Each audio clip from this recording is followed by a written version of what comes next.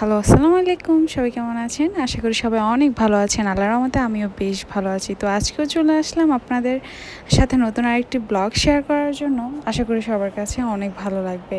তো এখানে দেখতেই পাচ্ছেন অনেকগুলো মাছ। সকাল সকাল আব্বু মাছ আলা এসেছে, মাছ কিনে নিয়ে আসলো। তো মাছগুলো দেখে আমার এত ভালো লাগতেছিল, কারণ আমার ফেভারিট মাছ। আমার কই মাছ আমার অনেক পছন্দের একটি মাছ। তো অনেকগুলো কিনেছে, জানে আব্বু আমি পছন্দ করি। আমি অনেকদিন থেকে আব্বুকে বলতেছি, আব্বু কই মাছ আল্লাহ আসলে কই মাছ নিও তো। তো তার জন্য কই মাছ আসলে সকাল সকাল কই মাছটা ভালো পাওয়া যায়। তো আব্বু 2 দিন বাজারে গিয়েছে, বাট পায়নি, শেষ হয়ে গেছে। তো বাড়িওয়ালা অনেক কই মাছ নিয়ে এসেছে, আব্বু নিল। তো আমার তো দেখে আমার মানে পুরো খুশিতে কী বলবো, আমার এত ভালো লাগে কই মাছ। তো এখানে দেখতে পাচ্ছেন কই মাছগুলোর কী অবস্থা চলতেছে। ওরা তো মানে এক দেশে আসলে কই মাছের একটা কথা আছে না, যে মেয়েদের প্রাণ কই মাছের পরাণ, এরকম আর কি। আসলে এখন কই মাছকে যতই মারে সে মরে না, অথচ কোথায় রাখছে বলে করে, আর ওরা পুরো ছাদ ঘুরে ঘুরে বেড়াচ্ছে। ওই যে একটা মানে গ্রামে একটা জিনিস হয় আর কি, হয়তো শহরের অনেকে জানে না। গ্রামে বৃষ্টি হলে একদম যখন আকাশে বিদ্যুৎ চমকায় শব্দ করে, তখন কিন্তু পুকুর থেকে মাছ উঠে রাস্তায় হেঁটে বেড়ায়, জমিতে চলে যায়। তারপরে বিভিন্ন গ্রামের উঠোনে মানে মাছগুলো উঠে চলে আসে।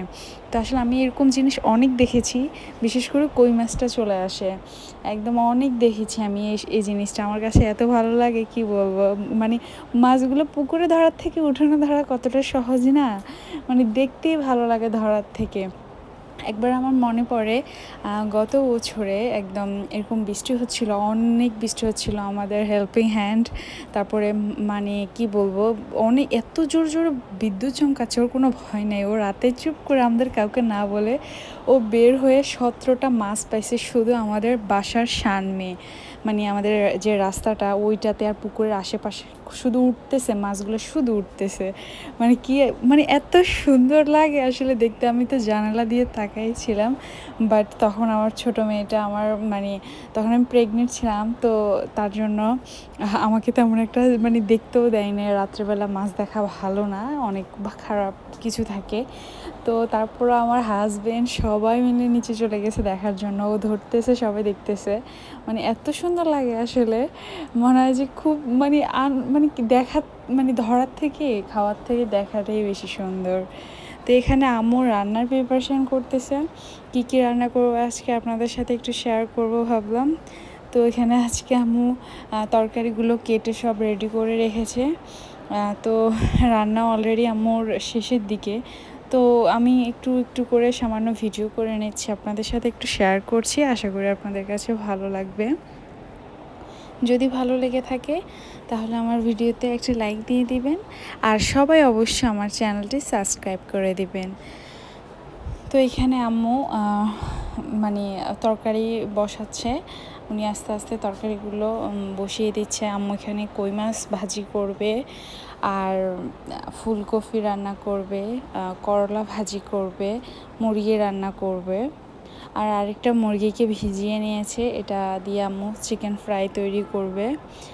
তো আম্মুর রেসিপিতে তৈরি করে চিকেন ফ্রাই, আমাদের মতো করে করে না, আমরা যেমনটা ইউটিউব দেখে অথবা আমরা আমাদের মতো করে করি। আম্মু আম্মুর মতো করেই করে, আগে থেকে আম্মু এই জিনিসটা করে। তো আজকে আমার আম্মুর রেসিপিতে আপনাদের সাথে চিকেন ফ্রাইটা শেয়ার করব। অসম্ভব মজা হয়, মানে অন্যরকম টেস্ট। মনে হয় যে মানে ভিতরটা এত ভালো হয়ে, মানে চিকেন ফ্রাই আমরা বাজারে সাধারণত অনেক সময় খেয়ে থাকি, মানে বাইরেরটা এতটা সুন্দর করে, এতটা সুন্দর লাগে দেখতে, যেমন খেতেও বাইরেরটা খারাপ লাগে না, বাট ভিতরে কেমন জানি একটা সাদা সাদা হয়ে থাকে, খেতেও ভালো লাগে না। কিন্তু আম্মু চিকেন ফ্রাই খেলে কিন্তু মুখে লেগে থাকবে। তো অবশ্যই কিন্তু আমার পুরো ভিডিওটি দেখবেন, আমি ভিডিও শেষে আম্মুর চিকেন ফ্রাই রেসিপিটি শেয়ার করব।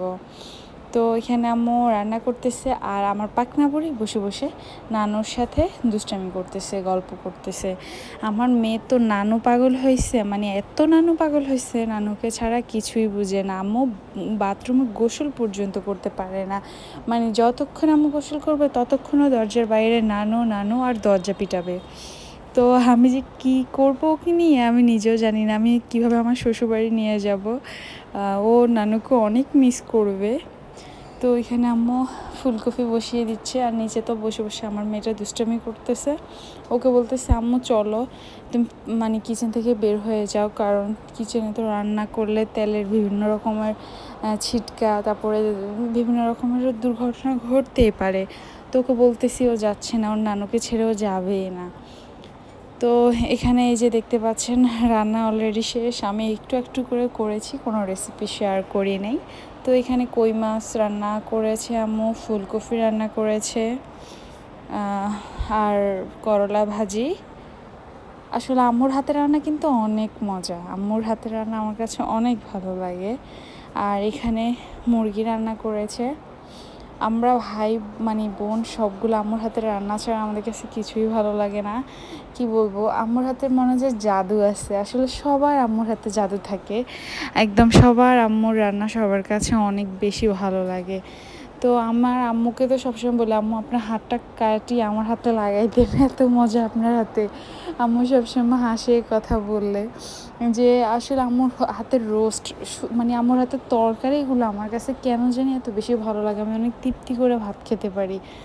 তো আমার ছোটো বোন তো ও জাপান থেকে সবসময় খালি আম্মুকে ফোন দিয়ে বলবে, আম্মু এটা কীভাবে রান্না করেন, ওটা কীভাবে, ও অথচ পারে, তারপরও আম্মু কীভাবে করে ঠিক সেটাই ও জানতে চায়, যে আম্মু যেভাবে করে সেম ও ওইভাবে করবে।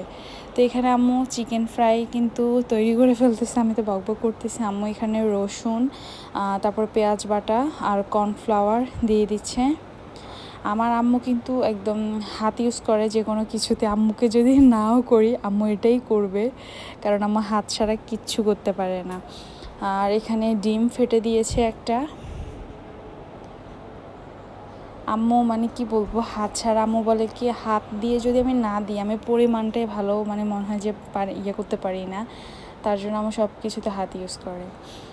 তো এখানে আম্মু ধনে গুঁড়ো দিয়ে দিচ্ছে, সরি জিরা গুঁড়ো জিরা গুঁড়ো দিয়ে দিচ্ছে।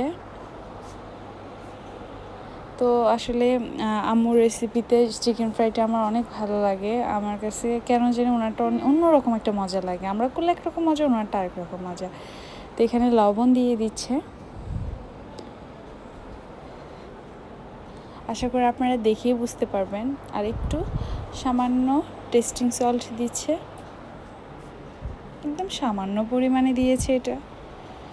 তো এখানে তারপরে ভালোভাবে মেখে নিতে হবে। দেখতে পাচ্ছেন আম্মু কীভাবে মাখাচ্ছে।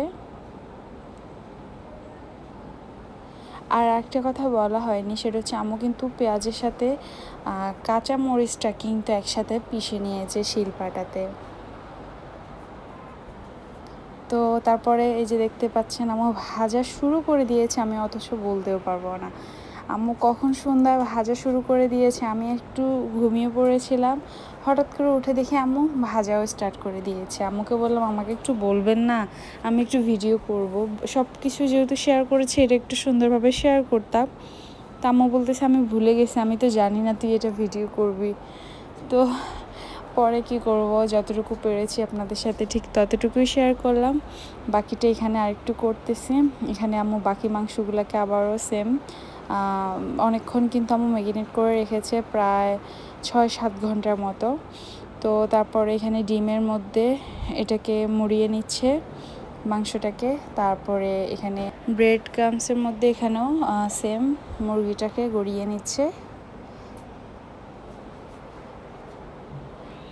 এই ব্রেড ক্রাম্বসগুলো কিন্তু অন্যরকম একটা মানে ভালো লাগে আমার কাছে, কেন জানি বাংলাদেশিগুলো থেকে। এটা আমার বড় আপু স্পেন থেকে পাঠিয়েছে, একদম মিহি। আমি কেন জানি একটা কথা, মানে আমাদের বাংলাদেশের জিনিস আর বিদেশি জিনিসগুলো কেন জানি একটা তফাৎ থাকে, আমি এটাই বুঝি না, অনেকখানি তফাৎ।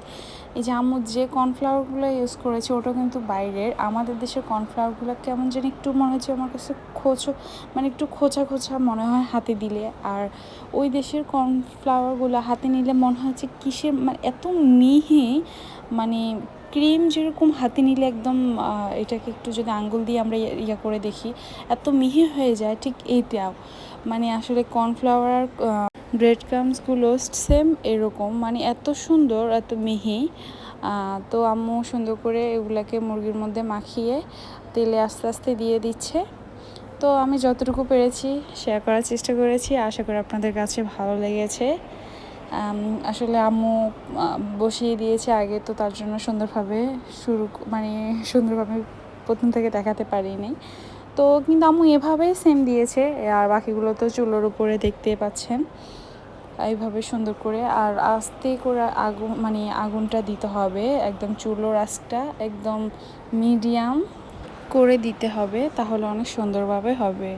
তো আজকের ভিডিওটি আমার এই নিয়ে, আশা করি আমার ভিডিওটি ভালো লেগেছে। তো আজকের মতো এখানেই বিদায় নিচ্ছি। সবাই ভালো থাকবেন, সুস্থ থাকবেন। আসসালামু আলাইকুম।